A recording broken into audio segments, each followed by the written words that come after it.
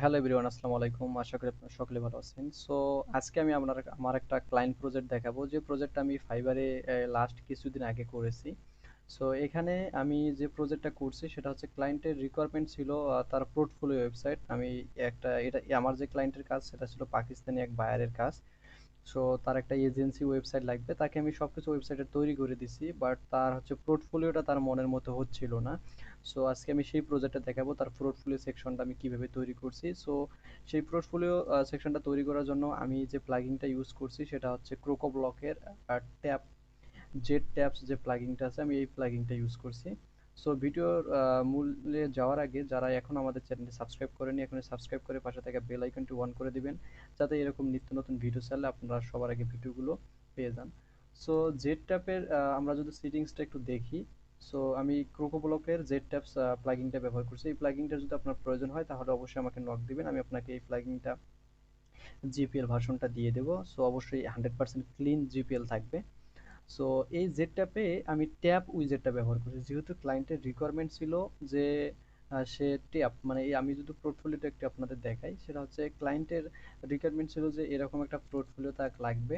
কিন্তু আমি অনেকগুলো ফ্রি প্লাগইন ইউজ করছিলাম, সেটাতে আসলে এরকম যে বক্স আকারে আসতেছে এরকম কোনো পোর্টফোলিও সেকশন আমি পাইতেছিলাম না, বা পোর্টফোলিওর যে প্লাগইনগুলো আছে বা ইমেজ ফিল্টারিং যে প্লাগইনগুলো আছে সেই প্লাগইনগুলো দিয়ে আসলে এরকম একটা সিস্টেম তৈরি করা সম্ভব হচ্ছিল না। আমি প্রায় বেশ কয়েকটা অ্যাডন দিয়ে ট্রাই করছি, এটা হচ্ছে না। আবার ক্লায়েন্টের রিকোয়ারমেন্ট ছিল ধরেন আমি যদি লোগো ডিজাইনটি ক্লিক করি তাহলে লোগো ডিজাইনটা যতগুলো থাকবে শুধু সেগুলোই দেখাবে। সো এখানে দেখেন যে লোগো ডিজাইনের দুইটা ইমেজ আছে, সেজন্য কিন্তু দুইটাই দেখাচ্ছে।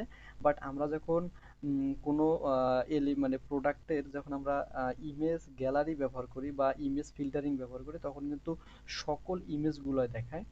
সো এখানে ক্লায়েন্টের এটা একটা রিকোয়ারমেন্ট ছিল, আর একটা ছিল যে এই ট্যাবগুলো হচ্ছে এইভাবে আসতে হবে এবং ফুললি রেসপন্সিভ হতে হবে। যদিও আমরা এলিমেন্টর প্রোর যে ট্যাবটা আছে সেটা দিয়েও কাস্টম কোড ব্যবহার করে এটা করতে পারি, সেটা দিয়ে আমি করেছিলাম, বাট রেসপন্সিভে একটা সমস্যা হয়েছিল। বাট সেজন্য আমি পরে মুভ করে ট্যাবে উইজেটটাতে আসি। সো এখানে দেখতেছেন যে জেড ইঞ্জিনের যে ট্যাবটা আছে এটা দিয়ে মোটামুটি বেশ কিছু ধরনের ট্যাব তৈরি করা যায়, ভার্টিক্যাল, তারপরে হরিজেন্টালি এবং প্রাইস ট্যাবের মানে প্রায় বেশ কিছু ধরনের ট্যাব তৈরি করা যায়। সো এই কোকোব্লকের ট্যাব যে প্লাগইনটা বা ট্যাব যে উইজেটটা আছে এটার যে বিশেষ একটা সুবিধা হচ্ছে এখানে চাইলে আমরা টেমপ্লেট ব্যবহার করতে পারবো।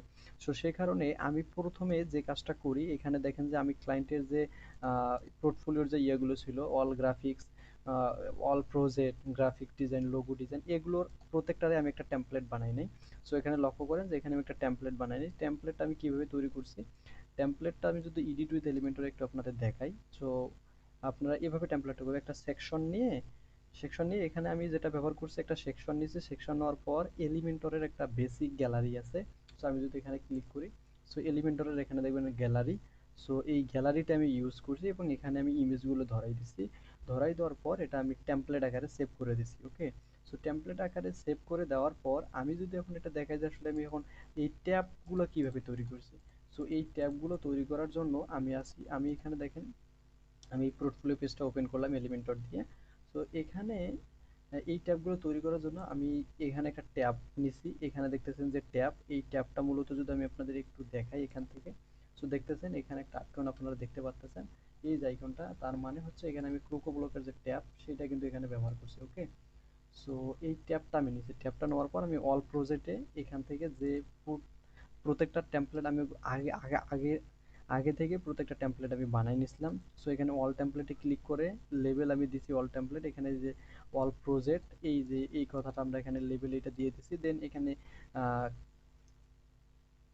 কানেক্ট টেমপ্লেট এটাকে এখানে সিলেক্ট করে আমি টেমপ্লেট দিয়েছি, টেমপ্লেট সিলেক্ট করে চুজ এ টেমপ্লেট, এখানে আমি যে ওর আগে যে টেমপ্লেটগুলো বানাই রেখেছিলাম এই যে ওয়াল প্রজেক্ট আকারে একটা টেমপ্লেট, সেই টেমপ্লেটটা এখানে ধরাই দিয়েছি। সো এইভাবে আমি এখানে ক্লায়েন্টের যে রিকোয়ারমেন্টগুলো ছিল, অল প্রজেক্ট থাকবে, গ্রাফিক ডিজাইন থাকবে, লোগো ডিজাইন থাকবে, এভাবে প্রত্যেকটাই আমি একটা একটা করে নিয়েছি। আপনারা যদি আরও ফিল্ড অ্যাড করতে চান তাহলে অ্যাড ফিল্ডে ক্লিক করে এখানে ধরেন আমি আমার নামটা দিয়ে দিলাম, ধরেন আমি এখানে রিপন নামে একটা নাম দিলাম।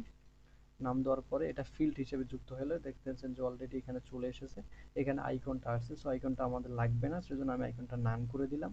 সো এখান থেকে যদি রিপনে ক্লিক করি তাহলে কিন্তু কোনো কিছু আসতেছে না। সো না আসার কারণ হচ্ছে আমরা এখানে টেমপ্লেট চাইলে আপনারা এখানে টেমপ্লেট ধরে দিতে পারেন, বা এডিটে গিয়ে এখানে আপনার টেক্সট আকারেও ধরে দিতে পারেন। সো আমাদের যেহেতু রিকোয়ারমেন্ট ছিল যে ইমেজ গ্যালারি শো করবে, কারণ ক্লায়েন্টের প্রজেক্টগুলো কেউ যদি ভিজিট করে তাহলে আসলে গ্যালারিতে দেখা যাবে ওভাবে, সেজন্য আমরা এখানে সিলেক্ট করব টেমপ্লেট। টেমপ্লেট থেকে এখানে আপনারা আগেই টেমপ্লেটটা এখান থেকে বানাই নেবেন। এভাবে টেমপ্লেটটা এলিমেন্টরের টেমপ্লেট সেকশনে গিয়ে এভাবে একটা টেমপ্লেট বানাই নেবেন। দেন বানাই নেওয়ার পর এখানে এডিটে এসে আপনারা এখান থেকে টেমপ্লেটটার নাম লিখবেন। ধরেন আমার কাছে অলরেডি আমরা অল প্রজেক্ট নামে একটা টেমপ্লেট বানাইছি। সো আমি যদি এখন এইটা এখানে ধরাই দেই, তাহলে এখন রিফোনে যদি আমি ক্লিক করি তাহলে দেখবেন যে অল প্রজেক্টের যে টেমপ্লেট সেটা চলে এসেছে। সো আশা করি এই বিষয়টা আপনারা বুঝতে পারছেন। আর এখানে আমি কাস্টম কোড ইউজ করছি আরেক জায়গায়। যদি আমি একটা টেমপ্লেটে ক্লিক করি, টেমপ্লেটে ক্লিক করার জন্য আপনারা এখানে দেখতেছেন যে বাটন এলিমেন্টরে আমরা যে টেমপ্লেটে গ্যালারি নিলে যে বাটনগুলো দেখতে পারি মূলত এগুলো হচ্ছে এরকম থাকে না। সো ক্লায়েন্টের রিকোয়ারমেন্ট ছিল তার বাটনগুলো এরকম গোল হবে। ওকে, সো আমি বাটনগুলো যেহেতু গোল হবে এজন্য আমি এখানে কাস্টম কোড কাস্টম সিএসএস দিয়ে এই বাটনগুলো ব্যাকগ্রাউন্ড কালার দিয়ে এই বাটনগুলো গোল করে দিচ্ছি, এবং এখানে ব্যাকগ্রাউন্ড কালারে আমি একটা গ্রেডিয়ান কালার ইউজ করার চেষ্টা করছি। এটা আসলে আমি কাস্টম কোড দিয়ে করছি এই ডিজাইনটা। আর বাকি যে ডিজাইনটা আপনারা এখানে দেখতে পাচ্ছেন, এই যে ট্যাপের যে ডিজাইনটা, এইটা হচ্ছে ক্রোকো ব্লকের ট্যাব যে উইজেটটা আছে সেই উইজেটটা দিয়ে করতে পার সেই উইজেটটা দিয়ে আমি করছি। সো আশা করি আপনারা বুঝতে পারছেন কিভাবে ক্রোকো ব্লকের ট্যাবটা ব্যবহার করে আপনারা এইভাবে একটা ফিল্টারেবল গ্যালারি, ফিল্টারেবল পোর্টফোলিও সেকশন তৈরি করতে পারেন। সো যদি ভিডিওটি আপনাদের ভালো লেগে থাকে তাহলে অবশ্যই লাইক করবেন, শেয়ার করবেন, এবং দেখা হচ্ছে পরবর্তী ভিডিওতে।